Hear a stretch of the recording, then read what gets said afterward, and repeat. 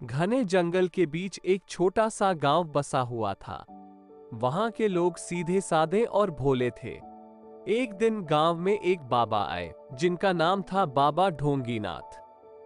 वे बहुत ज्ञानी और सिद्ध पुरुष होने का दावा करते। मेरे पास दिव्य शक्तियां है। मैं तुम्हारे सभी दुख दर्द दूर कर सकता हूँ। बाबा, मेरे बेटे का स्वास्थ्य बहुत खराब है, कृपया उसे ठीक कर दें।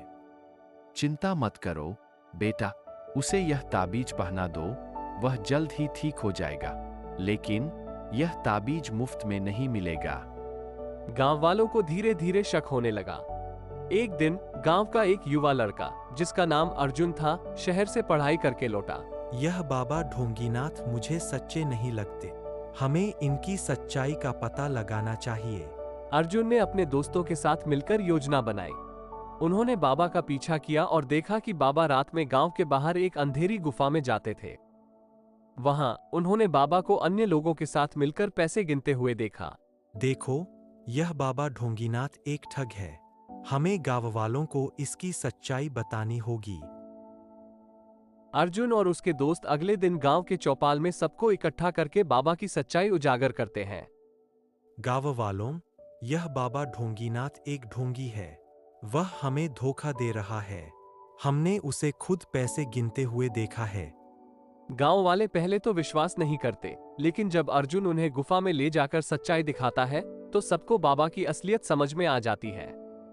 हमने इस ढोंगी को हमारे विश्वास के साथ खिलवाड़ करने दिया। अब हमें इसे गांव से निकालना होगा। गांव वालों ने बाबा ढोंगीनाथ को गांव से बाहर कर दिया और उसके सारे नकली ताबीज और अन्य सामग्रियां जला दी। अब गांव में फिर से शांति और सद्भावना आ गई थी। धन्यवाद अर्जुन, तुम्हारे कारण हम इस धोखे से बच गए। यह हमारी एकता का परिणाम है। हमें हमेशा सच्चाई की राह पर चलना चाहिए और किसी भी प्रकार के धोखे से बचना चाहिए। इस प्रकार गांव के लोग फिर से अपने सरल और सच्चे जीवन में वापस लौट आए। उन्होंने सीखा कि बिना सोचे समझे किसी पर भी विश्वास नहीं करना चाहिए। इस घटना ने गांव वालों को और भी समझदार और जागरूक बना दिया। कहानी से हमें ये शिक्षा मिलती है कि हमें बिना सोच विचार के किसी पर भी विश्वास नहीं करना चाहिए। सच्चाई की राह पर चलना ही सबसे सही मार्ग है।